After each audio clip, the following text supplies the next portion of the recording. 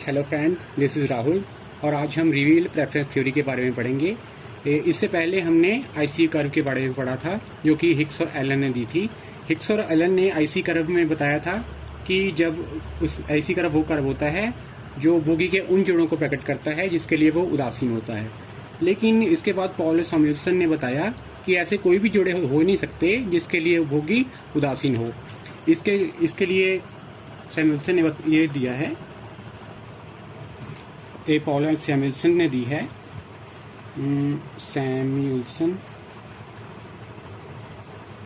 इसने बताया कि हम अगर बोगी को जोड़े मान लेते हैं A B C D E, ये जोड़े बता दिए, तो उसमें से वो एक जोड़े को कह देगा कि मुझे जे अच्छा लगता है और दूसरे जोड़े को वो अधिमान नहीं देगा। मतलब उसको मान लेते हैं सी जोड़ा अच्छा लगता है तो हर बार वो सी जोड़े को ही वो अच्छा बोलेगा और दूसरों को अधिमान नहीं देगा।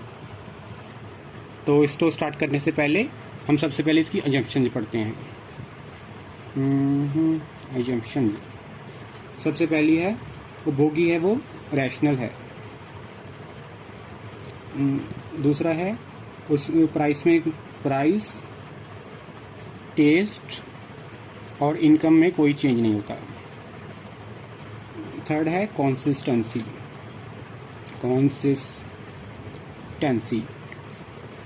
ये है मतलब हाँ, अगर हम दो जोड़े हैं ए एंड बी, अगर वो बोगी ने पहली बार बी जोड़े को बोल दिया कि मुझे अच्छा लगता है तो दूसरी बार जब पूछेंगे तो फिर से वो बी को ही अधिमान देगा, ए को नहीं देगा। और उसके बाद आता है ट्रांसिटिविटी।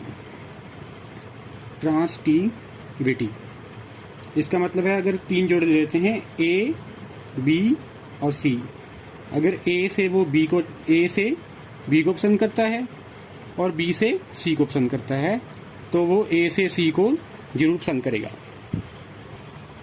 इसके बाद हम लॉ ऑफ डिमांड देखते हैं।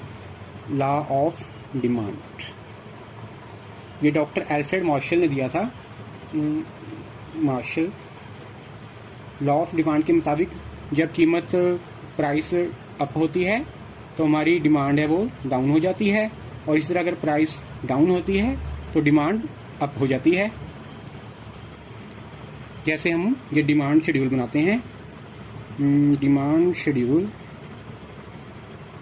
मांग सूची। जैसे इधर ले लेते हैं हम प्राइस और इधर क्वांटिटी।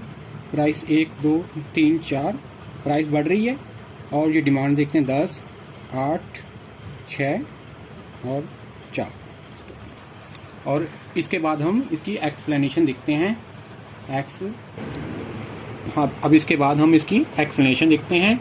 इसके लिए सबसे पहले जब देखते हैं कि प्राइस अप हो जाते हैं, मान लेते हैं कि एक्स और वाई गुड्स हैं। यहाँ पे इधर एक्स गुड है, इधर वाई गुड, और एक्स गुड्स पहले ये बजट लाइन थी हमारे पास ए बी, और एक्स गुड का प्राइस अप हो जाता है तो ये बजट लाइन नीचे को शिफ्ट हो जाएगी। और पहले इस पॉइंट पे डिमांड दे रहा था, अब इधर आ जाता है। अब हमें इसको प्राइस उसका रेफरेंस थ्योरी देखने के लिए पहले वाला पॉइंट पे ये पैरेलल लाइन खींचते हैं तो इसका अब अधिमान क्षेत्र ये बन जाता है। तो अब हमेशा ही वो इस लाइन से प्रेफरेंस देगा।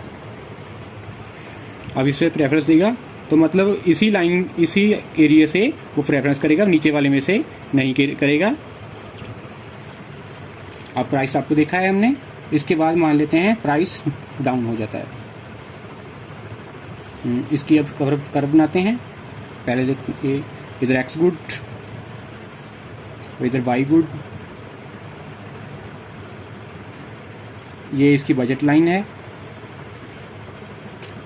पहले वाली। अब प्राइस डाउन हुआ है तो बजट लाइन बाहर को शिफ्ट कर जाएगा। पहले वो ए बिंदु पर प्रेफरेंस दे रहा था, इससे वो अब बी पर प्रेफरेंस दे रहा है। अब हमें इसका प्रेफरेंस थ्योरी देखने के लिए पहले वाले बिंदु के मुताबिक पैरेलल लाइन फिर से खींचते हैं, तब उसको चौड़ अधिमान क्षेत्र ये बन जाता है। तो वो इस एरिया में से ए सी, इस एरिया में से कोई प्रेफरेंस देगा। इसके बाद हम इसकी सुपीरियरिटी देखते हैं कि ये आईसी कर्व से श्रेष्ठ क्यों है।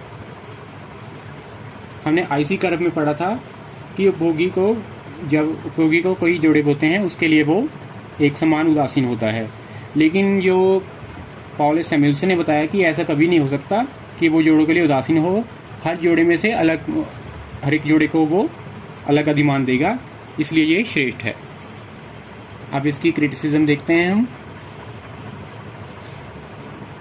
सबसे पहले ये क्रिटिसिज्म है, ये जो इसने बताया है कि कीमत बढ़ने पर डिमांड कम हो जाती है और कीमत कम होने पर डिमांड बढ़ जाती है। ये तो पहले मार्शल ने भी शो किया हुआ था, इसलिए ये कोई नई बात नहीं बताई। तो दूसरी इसकी जो है वो हिक्स ने की है। इसकी जो थ्योरी है वो स्ट्रॉन्ग ऑर्डरिंग पे आधारित है, स्ट्रॉन्ग ऑर्डरिंग पे। लेकिन हिक्स ने इसके बाद इसकी आलोचना करते हुए नई थ्योरी तैयार की है जो कि वीक ऑर्डरिंग पर आधारित है। ओके फ्रेंड्स, ये हमारी रिवील्ड प्रेफरेंस थ्योरी थी। तो इसके बाद हम इलास्टिसिटी ऑफ डिमांड के बारे में पढ़ेंगे। Thanks for watching.